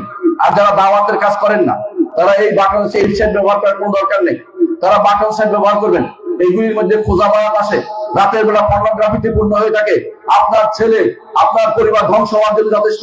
আপনার বউ যদি কোনো হারাম কোনো পুরুষ দেখায় যেটা আপনার মাহারাম নয়, তাহলে গুনাহ হবে, অবশ্যই গুনাহ হবে। আর আপনার সন্তান যদি কোনো সারা রাত ধরে এগুলি দেখে, সেই সন্তান নষ্ট হবে, কোনো সন্দেহ নেই। আমার কাছে এরকম বহু সন্তান এসে বলেছে যে আমি আর এখন পড়ালেখা করতে পারি না, কেন আমার চোখের সামনে সারাক্ষণ শুধু পর্নোগ্রাফি ছবি আসে, আমি পর্নোগ্রাফি না দেখে থাকতে পারি না, আমি এডিক্টেড হয়ে গেছি, আমি কি করব? কেন করেছে? কারণ আপনার সন্তানকে দয়া করে আদর করে এটা কিনে দিয়েছেন, এটা দিয়ে সমস্যা হয়ে গেছে সে। এই কাজ আপনি কেন করেন? কারণ আপনি বিভোর হয়ে গেছেন দুনিয়া অর্জনে, সন্তানের প্রতি খোঁজ নেন না। আপনার দায়িত্ব হচ্ছে আপনার সন্তানকে দেখা, আপনার স্ত্রীকে দেখা। স্ত্রী বসে বসে কি দেখে এটা দেখা দরকার রয়েছে। এমন কাজ করবেন না যেটা আপনার জন্য গুনাহের কারণ হবে। এই যতদিন এই সেট ছিল না, অতদিন আমাদের জীবন চলে নাই। তোরা এখন সেটের জন্য পাগল হতে হবে কেন? দাওয়াতের কাজ না হলে, অথবা দাওয়াতে এই সেট আপনার কোনো দরকার নেই, সেট সন্তানকেও দিবেন না, নিজেও দিবেন না, আপনার কাছে অনুরোধ থাকলো। কারণ এইটা আপনাকে যত রকমের ফাহেসা, অশ্লীলতার দিকে আপনাকে নিয়ে যায়। অশ্লীলতার দিকে আর কিসে নিয়ে যায় জানেন? এমন এমন প্রতিষ্ঠানে পড়ে যেখানে ছেলে মেয়ে একসাথে বসে রয়েছে, তাই না? গল্প করে একসাথে, আবার ছেলে মেয়ের সাথে ওই বাবাও দেখছে, মাও দেখছে, দুজনে গল্প করতেছে, মহা খুশি। আবার ছেলে মেয়েরা প্রেম করতেছে, নাউজুবিল্লাহ। এই জাতীয় জিনিসও দায়ুস, পিতা মাতা দায়ুস হয়ে গেছে। যখন জানে যে তার সন্তান কারো সাথে এই জাতীয় ডেটিং পেটিং গেছে, ওই ব্যক্তি দায়ুস। আর আমার নবী বলেছেন আদ-দায়ুসু হারামাল্লাহু আলাইহিল জান্নাহ, জান্নাতে আল্লাহ তাআলা তার জন্য হারাম করে দিয়েছেন। কারণ সে দেখে শুনে এই অশ্লীলতাকে প্রচার করেছে। অশ্লীলতাকে বেঁচে থাকতে হবে। এরপর আল্লাহ তাআলা বলছেন ওয়ালা তাকতুলুন নাফসাল্লাতী হারামাল্লাহু ইল্লা বিল হক, কোন নফসকে হত্যা করা যাবে না হক ব্যতীত। হক কেমনে হয় জানেন? হক হয় বিচারের পরে। বিচারের পরে বিচারক শুধু হত্যা করতে পারে। এর বাইরে যদি রাষ্ট্রপ্রধানের অনুমতি ক্রমে তার নেতৃত্বে কোথাও যুদ্ধ হয়, সেখানে শুধু হত্যা করা যায়। এর বাইরে ইসলাম কখনো কাউকে হত্যা করার অনুমতি দেয় নাই। আজকে আপনারা বিভিন্ন নির্বাচনের জন্য যদি কাউকে হত্যা করেন, আপনি মনে করেন হাসরের মাঠে এই লোক মাথাটা নিয়ে আসবে, কার জন্য কাকে হত্যা করছেন? ওই লোক আপনার সামনে সেদিন কিছু করবে না, সেটা আপনার উপকার করবে না। কেন হত্যা করতে গেছেন? আপনি হত্যাকর্তার মতো অপরাধ করবেন না। মুহাম্মদ রাসূলুল্লাহ সাল্লাল্লাহু আলাইহি ওয়াসাল্লাম বলেছেন লা ইয়াজালুল মারউ ফি ফুসহাতিন মিন দীনিহি মা লাম ইউসিব দামান হারামান। একজন মানুষ দ্বীনের মধ্যে অনেক প্রশস্ততার মধ্যে থাকে যতক্ষণ হারাম রক্ত প্রবাহিত না করে। হারাম রক্ত প্রবাহিত করলে আপনার জীবন শেষ হয়ে গেছে। আপনার হাসরের মাঠে 3 জনের প্রশ্ন উত্তর দিতে হবে। যে তাকে হত্যা করেছেন হাসর মাঠে সে আসে বলবে ইয়া রব সালহাজালি মাকাতালানি, এবং জিজ্ঞাসা করুন কেন আমাকে হত্যা করেছে। সন্তানরা আসবে আমার বাবাকে হত্যা করেছে, অধিকার ফিরিয়ে দেন। আর ব্যক্তি নিজের অধিকার নিতে আসবে। তিনটা আল্লাহর হক রয়ে গেছে, তিনটা হক একটা হত্যার সাথে জড়িত। আপনি কয়টার জবাব দেবেন আপনি চিন্তা করে দেখুন। আজ যেখানে সেখানে হত্যা করা হচ্ছে, মতের বিরুদ্ধে হলে হত্যা করা হচ্ছে। ইসলাম হত্যা করতে বলে নাই, ইসলাম হত্যা করতে বলে নাই, ইসলাম বুঝাতে বলেছে। কারো দায়িত্ব কারো হত্যা করা নয়। হত্যা করার দায়িত্ব হচ্ছে যদি করতে হয় বিচার বিভাগের পক্ষ থেকে নির্দেশিত প্রাপ্ত হলে তখন বিচার বিভাগের অধীনে সেই হত্যাকাণ্ড হবে। অথবা যুদ্ধের ময়দান ছাড়া কোথাও ইসলাম হত্যার অনুমতি দেয় নাই। যে কেউ এরকম কাজ নিজের হাতে তুলে নেবে সেই ব্যক্তি ভয়াবহ বিপদের মধ্যে আছে। সেই ব্যক্তি এই কাজ করতে পারে। তাই বাংলাদেশের মানুষের মতো অসহনশীল মানুষে শুধু এই কাজ করতে পারে। অসহনশীল হওয়া যাবে না। আপনার মতের বিরুদ্ধে আছে, কবর পূজারি মাজার পূজারি মারার কোনো দরকার নেই। ঠিক কবর পূজারি ভাইদেরকে বলবো আপনার মতের বিরুদ্ধে আছে, সালাফি ভাইরা আছে, হিংসা হানাহানি করবেন না, তাদেরকে তাদের বক্তব্য বলতে দেন। আপনার বক্তব্য আপনি দলিল দিয়ে বলেন, হিংসা করবেন কি জন্য? তাদের বক্তব্য তারা দিচ্ছে, আপনার বক্তব্য আপনি দেন। কারণ আপনাকে কথা বলার অধিকার দেওয়া হচ্ছে রাষ্ট্রের পক্ষ থেকে, আপনি বলছেন। কিন্তু আরেকজন মুখ বন্ধ করবেন কেন? তার মুখ বন্ধ করা কেন? যদি রাষ্ট্রীয় অধিকার হয়ে থাকে, যদি নাগরিক অধিকার হয়ে থাকে আমার কথা বলা, আমাকে 14 গ্রামে গত 15 বছর 16 বছর আসতে দেওয়া হয়নি কেন? 14 গ্রামে কোনো প্রতিষ্ঠান অনুষ্ঠানে আমার কথা বলতে দেওয়া হয়নি কেন? 14 গ্রামে কেন আমি একটি মাহফিলে আসতে পারলাম না? এই অধিকার কে, এই অধিকার থেকে কে আমাকে বঞ্চিত করেছে? কি যারা এই অধিকার থেকে বঞ্চিত করেছে তাদেরকে কারা ফুসলিয়েছে? আপনাদের এই দেশের কিছু তথাকথিত পীর ফকিররা তাদেরকে যে আমাকে বাধা দিয়েছে, এটার বদ্ধ দায়ভার তারা বহন করতে হবে। কেন আমাকে কথা বলতে দেওয়া হয় নাই? আমি 14 গ্রামের পাশের মসজিদে আমি খুতবা দেই। 14 গ্রামে এসে আমি খুতবা দিতে পারি না। সরাসরি 14 গ্রামের এসপি সাহেব ফোন করে বলে যে এমপি সাহেব ফোন করেছে আপনাকে যেন এখানে আসতে না হয়। কেন আমাকে বাধা দিবে? আমি কি সো? এদেশে মানুষ কাদিয়ানীকে ছাড় দিয়েছে, এদেশে মানুষ আল্লাহর দিন বিরোধীদেরকে ছাড় দিয়ে দিচ্ছে, এদেশে মানুষ শরিয়া মানা তাদের ছাড় দিচ্ছে। আমাকে ইউনিভার্সিটি প্রফেসরকে আমাকে আসতে দেওয়া হচ্ছে না। অথচ প্রফেসররা সর্বোচ্চ র্যাঙ্কের মানুষ, আপনি জানেন কেন? শুধুমাত্র আপনাদের হিংসা হানাহানির কারণে। কেন হিংসা করবেন? কি জন্য হত্যা করার নিয়তে নেমেছেন? তাকে তার বক্তব্য বলতে দেন। আপনার বক্তব্য আপনি বলুন। মুহাম্মদ রাসূলুল্লাহ সাল্লাল্লাহু আলাইহি ওয়াসাল্লাম যখন এই জন্য কোরআন নিয়ে বক্তৃতা করতো তখন তারা কি বলতো? জানেন? তারা কি বলতো? পরস্পর তারা বলতো وقال الذين كفروا لا تسمعوا لهذا القرآن والغوا فيه لعلكم تغلبون। বুঝছেন কথাটা? রাসূলুল্লাহ সাল্লাল্লাহু আলাইহি ওয়াসাল্লাম কোরআন যখন পড়তো তারা করতো কেন? রাসূলের বাণী যেন কারো কাছে না পৌঁছতে পারে। সুবহানাল্লাহ। একই জিনিস আমি দেখতে পাচ্ছি এই তথাকথিত ফকিরদের লোকদের অনুসরণের মধ্যে। তারা সবকিছু আমার বক্তব্য শুনতে বাধা দিচ্ছে কেন?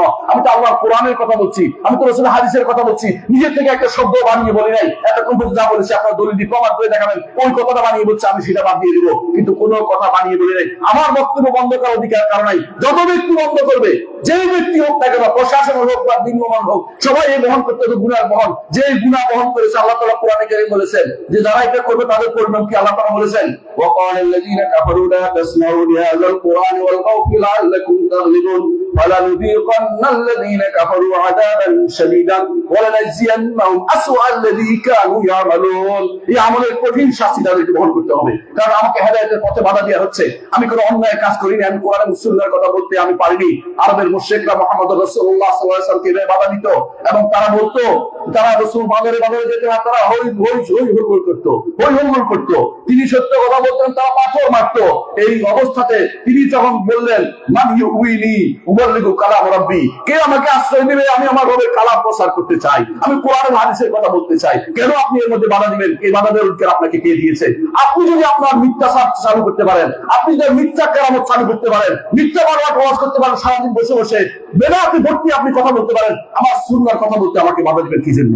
আপনারা যারা বাধা দিবেন আল্লাহর কাছে সেদিন আমি বলবো, আপনি অপেক্ষা করুন, আল্লাহর কাছে বলবো আমাকে বাধা দিয়েছে। দুনিয়ার বুকে আমি যেখানে পাই সেখানে বলবো এবং যতটুকু আমার ক্ষমতা আছে অ্যাক্সেস করে ছাড়বো। যারা আমার বিরুদ্ধে বাধা দিবেন মনে করেন না এক মাঘের শীত যায়, 15 বছর গেছে বলে আমার যাবে না তা নয়। ইনশাআল্লাহ আল্লাহর রহমতে যারা এই ক্ষমতায় আসুক কথা বলে যেতে হবে, এতটুকু আল্লাহ তাআলা আমাদেরকে যোগ্যতা দিয়েছে। সুতরাং আপনি যতই বাড়াবাড়ি করেন না কেন, আপনাদেরকে বলে রাখছি কোনো বাধা শুনবেন না, কাজ করে যাবেন সারাদিন। আপনাদের কেউ বাধা দিলে শুনবেন না, কি হয় আমরা দেখবো। আল্লাহ তাআলা সেটা প্রত্যেকের পরিণতি দেখা দেখছেন। আলহামদুলিল্লাহ, কার কি কাজ সেটা আল্লাহ তাআলা দেখবেন। কুলু মারু ফাসায়ারাল্লাহু আমালাকুম ওয়া রাসূলুল মুমিনুন। আল্লাহ তাআলা বলেন আমল করো, তোমরা কাজ করে যাও, আল্লাহ দেখবেন, আল্লাহ দেখবেন তোমাদের আমল। ফাসায়ারাল্লাহু আমালাকুম, এবং সেদিন আপনার আমলনামা আপনি দেখতে পাবেন, মুমিনরা সেদিন দেখতে পাবে। সেদিন যদি ভালো হয় আপনি বলবেন হাউ কুরআউ কিতাবিয়া ইন্নী যানানতু আন্নী মুলাকিন হিসাবিয়া ফাহুয়া ফি ঈশাতির রাদিয়া। আর যদি খারাপ হয় সে বলবেন ইয়া লাইতানি লাম উতা কিতাবিয়া ওয়া লাম আদরি মা হিসাবিয়া ইয়া লাইতাহা কানাতিল কাদিয়া মা আগনা আন্নী মালিয়া। শুধু সাবধান হন, নিজের মন মতো যা ইচ্ছে তা করে বেড়াবেন না, আল্লাহকে ভয় করুন। আপনি এখন বড় বড় যে সমস্ত কাজগুলি করছেন এগুলি শুদ্ধ কিনা আগে চিন্তা ভাবনা করে দেখুন। আমি সবাইকে স্মরণ করে দিতে চাই, আল্লাহর বিধানের বিরুদ্ধে ক্ষমতা কারো নাই। আপনি হয়তো আজকে হয়তো কোনো কাজে হয়তো জয়লাভ করে ফেলবেন, তাইতে আপনি জয়লাভ করেন নাই, আপনি হেরে গেছেন। কোরআন এবং সুন্নাহর বিরুদ্ধে যাওয়ার চেষ্টা আপনি করবেন না। সুতরাং যা বলছি, কাউকে হত্যা করার চিন্তা করবেন না। হত্যার দায়িত্ব আল্লাহ তাআলা আপনাকে দেন নাই, শুধুমাত্র রাষ্ট্রপ্রধানকে দিয়েছে। তাই তিনি যদি কাউকে হত্যা করতে পারেন, তিনিও না হক করলে আল্লাহর কাছে জবাবদিহি করবেন। হকের মাধ্যমে করতে হবে। সত্যি সত্যি লোকটা যদি কোনো হকদার হয়ে থাকে মৃত্যুর, তখন শুধুমাত্র তাকে হত্যা করে বিচারের মাধ্যমে, বিনা বিচারে কাউকে হত্যা করার অনুমতি ইসলাম দেয় নাই। আল্লাহ তাআলা এরপর বলছেন ওয়ালা তাকরাবু মালাল ইয়াতীম, ইয়াতীমের সম্পদ ভক্ষণ করো না, ইল্লা বিল্লাতি আহসান, কাছেও যেও না এতিমের সম্পদের কাছে। উত্তম ভাবে যাবে ব্যবসা করার জন্য, তাদেরকে যেন তাদের সম্পদ বুঝিয়ে দিতে পারো। হাত্তা ইয়াবলুগা আশুদ্দা। এরপর আল্লাহ তাআলা বলেন আউফুল কাইলা ওয়াল মিজানা বিল কিসতি। এই যে মিজান, পাল্লা, দাড়ি পাল্লা, বেচা কিনা, লেনদেনের ব্যাপারে সাবধান হোক। কাউকে ঠকানোর চিন্তা করবেন না, কাউকে ঠকানোর চিন্তা করবেন না। ঠকানো কেমনে ঠকা জানেন তো? উপরে ভালোটা দেয়, নিচে খারাপটা দেয়। মুহাম্মদুর রাসূলুল্লাহ সাল্লাল্লাহু আলাইহি ওয়াসাল্লাম বাজারে গেছেন, দিয়ে হাত ঢুকিয়ে দিয়েছেন ভিতরে, বের করে দেখুন নিচে ভিজা। বলে মা হাযা ইয়া সাহিবাত তাআম, হে খাবার বিক্রেতা কি করেছ? বলে আসামাতু সামা ইয়া রাসূলুল্লাহ, ইয়া আল্লাহর রাসূল, আকাশের বৃষ্টি এটাতে পেয়েছে। আল্লাহ জানতাও উপরে রাখলে না কেন? মান গাশশানা ফালাইসা মিন্না, যে ব্যক্তি ধোঁকাবাজি করবে আমার উম্মতের অন্তর্ভুক্ত হতে পারবে না। ধোঁকাবাজ উম্মত থাকতে পারে না। কথাই মুহাম্মদ রাসূলুল্লাহ সাল্লাল্লাহু আলাইহি ওয়াসাল্লাম তাদেরকে পছন্দ করেন নাই। বেচা কিনা সুন্দর ওজন দিবেন, সুন্দরভাবে তাদেরকে বুঝিয়ে দিবেন। যে ব্যক্তি আপনার কাজে সন্তুষ্ট হচ্ছে না, বলে তুমি বুঝে নাও, তুমি ওজন করে নাও, তাকে দিয়ে দেন, দায় মুক্ত নিয়ে যাক। আপনি নিজে যদি কোনো মনে করেন যে আপনি দিলে কম দিবেন না। আলেমদের মধ্যে অনেকেই সেটা বলেছে যে যদি আপনি মনে করেন যে কোনো কারণে কম দেওয়া হচ্ছে তাহলে বেশি করে দিবেন। কারণ মুহাম্মদ রাসূলুল্লাহ সাল্লাল্লাহু আলাইহি ওয়াসাল্লাম বলেছেন রাহিমাল্লাহু আবদান ইযা বা'a সামহান ওয়া ইযা ইশতারা সামহান ওয়া ইযা ইক্তাদা সামহান। আল্লাহ ওই ব্যক্তির প্রতি রহমত করুন যে ব্যক্তি যখন বেচে তখনও ছাড় দেয়, যখন কিনে তখনও ছাড় দেয়, এবং যখন বিচার ফয়সালা করে তখনও ছাড় দেয়। আমার কথা কি বুঝাতে পারছি? ছাড় দেওয়ার অর্থ বুঝেন? ছাড় দেওয়ার অর্থ হচ্ছে এটা যে একটু বেশি দিলাম, আর যদি কিনে একটু কম দামে বেশি দামে নিলাম। এই চিন্তা যদি ব্যক্তি করবে, মুহাম্মদ রাসূলুল্লাহ সাল্লাল্লাহু আলাইহি ওয়াসাল্লাম দোয়া সে ব্যক্তি পাবে। রাসূলুল্লাহ সাল্লাল্লাহু আলাইহি ওয়াসাল্লাম বলেছেন রাহিমাল্লাহু আবদান, আল্লাহ তার উপর রহমত করবেন, আল্লাহ তার উপর রহমত করবেন। এরপর আল্লাহ তাআলা বলেছেন ওয়াইজা কুনতুম ফা'দিলু, কথা বললে ইনসাফ করে কথা বলো। কথা বলছেন, আমার বিরুদ্ধে উচ্ছ্বাস ঘটনা করলে ইনসাফ করে কথা বলা হয় না। আমি যা নই তা বলবেন না। আমার নামে মিথ্যাচার ছড়াইলে আল্লাহর কাছে যাই হতে হবে আপনাকে। আমি মনে করছি আজকে হয়তো বেঁচে যাচ্ছেন, হাসরের মাঠে আপনার প্রত্যেকটি আমল নিয়ে আমি ছাড়বো, আমি কাউকে ছাড় দিব না। কারণ আমার আমলের খুব দরকার আছে। আমার নামে যারা মিথ্যাচার করবে, গীবত করবেন, আমি অবশ্যই হাসরের দিন তাদের সবাই থেকে নিব। আমি কোনো মাফ করছি না কাউকে, মনে রাখা আপনার দরকার। এরপর আল্লাহ তাআলা বলছেন অঙ্গীকার পূর্ণ করো, অঙ্গীকার পূর্ণ করো। অঙ্গীকার একের সাথে অঙ্গীকার পূর্ণ করবেন। যে অঙ্গীকার করছে আল্লাহর সাথে যা পূর্ণ করবেন, মানুষের সাথে অঙ্গীকার পূর্ণ করবেন। আর সব শেষে আল্লাহ তাআলা বলছেন 10 নম্বর, আমি 10টি ওসিয়তের কথা বলছি এতক্ষণ। 10 নম্বর ওসিয়ত হচ্ছে ওয়া আন্না হাযা সিরাতী মুস্তাকিমান ফাত্তাবিউ ওয়া লা তাত্তাবিউ সুবুলা ফাতাফাররাকা বিকুম আন সাবিলি। 10 নম্বর হচ্ছে খুবই গুরুত্বপূর্ণ। এই হচ্ছে আল্লাহর রাস্তা। এতক্ষণ যা বলেছি এগুলো আল্লাহর রাস্তা, আমি বলি নাই, আমার আল্লাহ বলছেন। এই আয়াতের মধ্যে বলছেন সূরা আনআমের 153 নম্বর আয়াতে আল্লাহ তাআলা বলছেন যে এই হচ্ছে আল্লাহর রাস্তা। ওয়া আন্না হাযা সিরাতী মুস্তাকিমান, এটা সরল সঠিক পথ। ওয়ালা তাত্তাবিউ, এটাকে অনুসরণ করে চলে জান্নাতে যেতে পারবেন। ওয়ালা তাত্তাবিউ সুবুলা, ছোট ছোট যে সমস্ত পকেট গেট বের হয়েছে এগুলোতে যাবেন না। পকেট গেট গুলি বুঝেন? কেউ বলে আমি দেওয়ানবাগী, কেউ বলে আমি কুতুববাগী, কেউ বলে আমি শাহবাগী, কেউ বলে আমি অমুক বাগী। বাগীর কোনো শেষ নাই। এবং কেউ বলে 22 রশি 80 রশি, কেউ বলে 17 রশি, কেউ বলে আমি 8 রশি। দুনিয়ার যত এগুলি আল্লাহর দ্বীনের মধ্যে নাই। একমাত্র সরল সোজা পথ হচ্ছে কোরআন এবং সুন্নাহ। কোরআন এবং সুন্নাহর বাইরে কোনো পেশ দিয়ে গেলে আপনি পথ হারিয়ে ফেলবেন। আল্লাহ তাআলা বলেছেন কোরআনে কারীমে সূরা আল-আনআমের 153 নম্বর আয়াতটা ভালো করে পড়ুন। এতক্ষণ যা বলেছে হারাম পরিত্যাগ করার জন্য, সব শেষে বলছে যে মানহাজটা পরিষ্কার করার জন্য। কোন পথে চলবেন? পথটা হচ্ছে একমাত্র আল্লাহর পথে আপনাকে চলতে হবে। ডানে বামে চলবেন, আপনি পথভ্রষ্ট হয়ে যাবেন। প্রতিটি রাস্তার মধ্যে একটা শয়তান বসে আছে। আমি বলি নাই সাইয়্যিদুল খালক মুহাম্মদুর রাসূলুল্লাহ সাল্লাল্লাহু আলাইহি ওয়াসাল্লাম বলেছেন, বান্দা যখন আল্লাহর পথে রওনা হয়, প্রতিটি পদে পদে একজন আসে। একজন বলে আসো আমি তোমাকে কাদেরিয়া তরিকা শিক্ষা দিব, আর তুমি আসো আমি তোমাকে চিশতিয়া শিক্ষা দিব, আর তুমি আসো আমি তোমাকে দেওয়ানি শিক্ষা দিব। এভাবে বলতে বলতে সরব দিয়ে দুনিয়ার তরিকার অভাব নাই। এই কুফরি তরিকাগুলোতে আপনি যদি ঢুকে পড়েন, আপনি আর ইমানের স্বাদ পাবেন না, ইমানের পথে থাকতে পারবেন না। এই সমস্ত কোন তরিকায় ঢুকা যাবে না। একটাই তরিকা, আল্লাহর পথ একটাই, সেটা জান্নাত পর্যন্ত চলে যাবে। আল্লাহর কাছে আপনার জন্য দোয়া করি, আপনারা যেন এই সঠিক তরিকায় থাকতে পারেন, যেই তরিকায় ছিলেন মুহাম্মদ রাসূলুল্লাহ সাল্লাল্লাহু আলাইহি ওয়াসাল্লাম, যেই তরিকায় ছিলেন সাহাবায়ে কিরাম রাদিয়াল্লাহু আজমাইন, এবং যেই তরিকায় ছিলেন আবু হানিফা, মালিক, শাফিঈ, আহমদ রাদিয়াল্লাহু আনহু আজমাইন রাহিমাহুমুল্লাহু জামিআন। এরা যেই তরিকা ছিল, সেই তরিকা ব্যতীত অন্য কোন তরিকায় আমি যদি যাই, আপনি পথভ্রষ্ট হয়ে যাবেন। এটা বলতে পারেন কেন বলছি? আমার নবী মুহাম্মদ রাসূলুল্লাহ সাল্লাল্লাহু আলাইহি ওয়াসাল্লাম বলেছেন, তিনি দুনিয়া থেকে যাওয়ার আগে বলে দিয়েছেন, ওয়া ইন্নাহু মান ইয়াইশ মিনকুম ফাসায়ারা ইখতিলাফান কাসীরা। তোমাদের মধ্যে যারা জীবিত থাকবে অনেক মতভেদ দেখতে পাবে। রাসূল বলছে অনেক মতভেদ দেখতে পাবে। মতভেদ তো এখন নাই, না আছে না? কত মতভেদ। মুসলিমদের সমস্যা কোন জায়গায়? মতভেদ। কেন? আল্লাহ এবং রাসূলের জায়গায় এক হয় নাই, তাহলে বিভিন্ন বিষয়ে এক হয়। তারা বিভিন্ন বিষয়ে এক হয়, কিন্তু আল্লাহ এবং রাসূলের বাণী যাতে একসাথে হয় না। তারা একসাথে কি জন্য? কেউ আপনারা দেখেছেন কেউ মোমবাতি জ্বালানোর জন্য এক হয়েছে, কেউ বিশাল পতাকা নিয়ে এক হয়ে গেছে, বুঝছেন তো? কেউ হয়তো বলবে যে দাড়ি টুপি দিয়ে এক হয়ে যায়, কেউ বলবে যে পশ্চিম মুখে ঘুরে সালাত আদায় করে কিনা এক হয়ে গেছে। না, এইগুলো এক হইতে আল্লাহ তার রাসূল শিক্ষা দেন নাই। এক হওয়ার জায়গা হচ্ছে কোরআন এবং সুন্নাহ, এক হওয়ার জায়গা হচ্ছে তাওহীদ এবং সুন্নাহ, এক হওয়ার জায়গা হচ্ছে তাওহীদ এবং সুন্নাহ, মানে একটা মিটা। অন্য কোন জায়গায় এক হওয়ার কথা বলা হয় নাই। সবাই যদি পথভ্রষ্টতা এক হয়, তাহলে ঐক্যের কোনো মূল্য নাই। সবাই যদি শিরকি জায়গাতে এক হয়, ঐক্যের কোনো মূল্য নাই। বেদাতি জায়গাতে এক হলে কোনো মূল্য নাই। বেদাত পরিত্যাগ করে সুন্নাহর উপরে ঐক্য হতে হবে, এবং শিরক পরিত্যাগ করে তাওহীদের উপরে ঐক্য হতে হবে। ওয়া আন্না হাযা সিরাতী মুস্তাকিমান ওয়ালা ফালা তাত্তাবিউ সুবুলা ফাতাফাররাকা বিকুম আন সাবিলি। আল্লাহর রাস্তা বাদ দিয়ে অন্য যে কোনো পথে চলো, তুমি পথভ্রষ্ট হবে। ফাতাফাররাকা বিকুম আন সাবিলি। রাসূলুল্লাহ সাল্লাল্লাহু আলাইহি ওয়াসাল্লাম বলেছেন, আমার উম্মত 72 ভাগে 73 ভাগে বিভক্ত হবে। 72 ভাগ জাহান্নামে যাবে, একবার শুধু জান্নাতে যাবে। একবার সম্পর্কে জিজ্ঞাসা করা হয়েছে, মা হুম ইয়া রাসূলুল্লাহ, এরা কারা? রাসূলুল্লাহ সাল্লাল্লাহু আলাইহি ওয়াসাল্লাম বলেছেন, মা আনা আলাইহি ওয়া আসহাবি, যার উপর আমি আছি এবং আমার সাহাবীরা আছে। দেখছেন তো কোনটা? রাসূলুল্লাহ সাল্লাল্লাহু আলাইহি ওয়াসাল্লাম সাহাবীরা কাদেরিয়া তরিকার লোক ছিল ভাই, বলেন?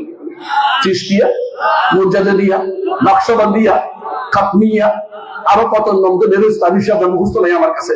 এলাকা ভিত্তিক তো আরো কত তরিকা আছে, হ্যাঁ, আরো কত লোক আছে। দরবারের তো শেষ নাই। সরের মধ্যে সব দরবার গুলি, হ্যাঁ, যত দরবার সব সরের মধ্যে। এটা চর ওমা, এটা চর, এটা চরের মধ্যে সব দরবার গুলি। আবার কোন দেখি দরবার গুলি কোথায় জানেন? আল্লাহ সুবহানাল্লাহ। আজকে আসার সময় দেখছি এক জায়গায় লেখা আছে ইয়ারউদ্দিন খলিফার দরবার শরীফ।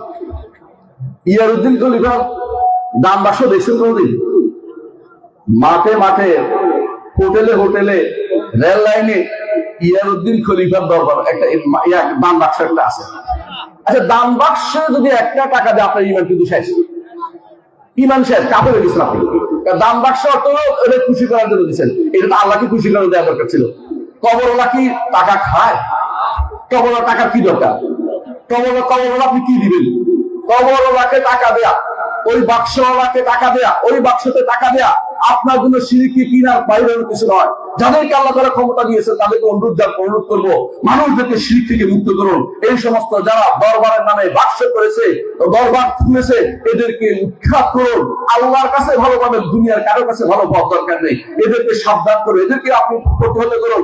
আমাদের প্রতিহত করতে হবে না। আমি কোরআন এবং সুন্নাহর কথা বলি, আমরা মানুষের কোনো ব্যক্তিগত জিনিস নিয়ে আলোচনা করি না।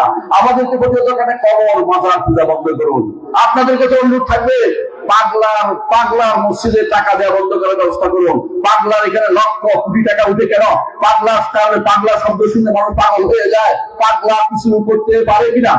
পারে? পাগলা কিছু করতে পারে না। টাকা কেন দেয়? মনে করে আমার মনোবাঞ্ছা পূর্ণ হবে। মানব করতেছে, সঙ্গে সঙ্গে মুশরিক হয়ে গেছে। লক্ষ লক্ষ কোটি মানুষের ঈমান শেষ হয়ে যাচ্ছে, আমাদের কোনো খবর নাই। আমাদের 14 গ্রামের সামসিরি আছে, এখানে 1 টাকা দিলে ঈমান শেষ হয়ে যাবে।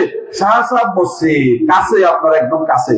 শাহসাব মসজিদে যদি কোনো মসজিদের উন্নয়নে টাকা দিলে আলাদা কথা, কিন্তু শাহসাব মসজিদে টাকা দিলে আমার উদ্দেশ্য পূর্ণ হবে। পরীক্ষা করে দেখছি, এই জাতীয় চিন্তা করলে কাফের হয়ে যাবে। কারণ হচ্ছে মসজিদে আপনার কোনো উপকার করবে না। শাহ সাহেবের নাম শোনার কারণে আপনি দিচ্ছেন, নইলে আমাদের মসজিদে দেন না কেন?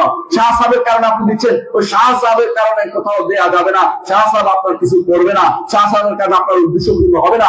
কেউ যদি মনে করেন শাহ সাহেব দিকে তাকাইয়া আল্লাহ দিবে, তবে ভয়াবহ মিথ্যাতে নিবৃত আছেন। এইটা শিরকি চিন্তা চেতনা ছাড়া কিছু নয়। সুতরাং উম্মতের মধ্যে যদি একটি দল সত্যনিষ্ঠ থাকে, তা হচ্ছে যারা সালফে সালেহিনের অনুসারী, সালাফি মানহাজের অনুসারী, যারা কোরআন এবং সুন্নাহর অনুসারী, এবং যারা কোরআন এবং সুন্নাহর অনুসারী, যারা সাহাবায়ে কেরামের মত অনুসারী। তারা আগে ছিল ইমাম আবু হানিফা, মালিক, শাফি, আহমদ। তারা সাহাবায়ে কেরামের পথ অনুসরণ করতেন, নবীর পথ চলতেন, এবং কি পরবর্তীতে বুখারী, মুসলিম, আবু দাউদ, তিরমিজি, নাসাঈ সহ যত মুহাদ্দিস ছিলেন সবাই রাসূলুল্লাহ সাল্লাল্লাহু আলাইহি ওয়াসাল্লাম সাহাবায়ে কেরামের পথ অনুসরণ করেছেন। তারা এজন্য মুহাদ্দিস, মুফাসসির, তারা সবাই ছিলেন সালাফি মানহাজের অনুসারী। কোনো সন্দেহ নাই। আপনি যদি দাবি করেন তার নকশবন্দি ছিল, তাহলে প্রমাণ করেন নকশবন্দি কোন দিন আসছে? এর আগে মানুষকে কে রক্ষা করেছে? আল্লাহ সব সময় রক্ষা করেন। কিয়ামতের দিন আল্লাহ রক্ষা করবেন। এরপরেও আল্লাহ তাআলা জান্নাত দিয়ে তিনি রক্ষা করবেন। দুনিয়ার কোনো ব্যক্তি কিছু আপনার করে দিতে পারবে না। এই ঈমান যদি আপনার থাকে, তাহলে আপনি আল্লাহর ওসিয়তকে গ্রহণ করতে পেরেছেন।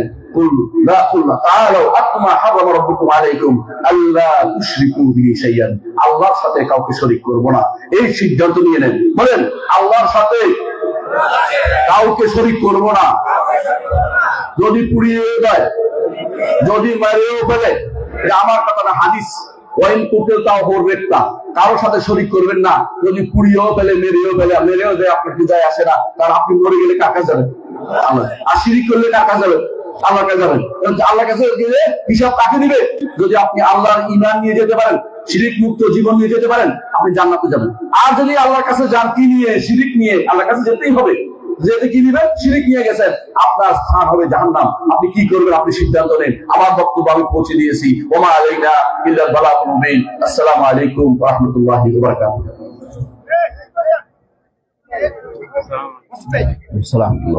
প্রশ্ন